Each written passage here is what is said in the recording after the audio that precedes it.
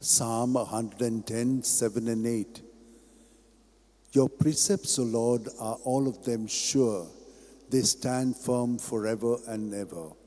O devoted servant of God, St. Francis Xavier, your heart was burning with love for Jesus. Impelled by this love, you went from country to country and spent yourself unto death, proclaiming the name of Jesus and the good news of salvation. That is why the Father filled you with glory in heaven and preserved your body from corruption here on earth. Filled with joy for these unique gifts, we join you in praising the Father. And now we ask your intercession for ourselves.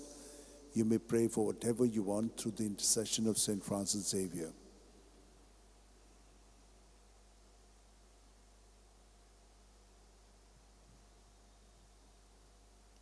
We ask you to obtain for us the fulfillment of these desires, if they are pleasing to the Father.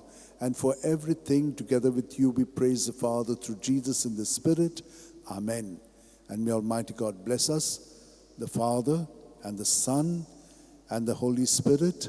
Amen.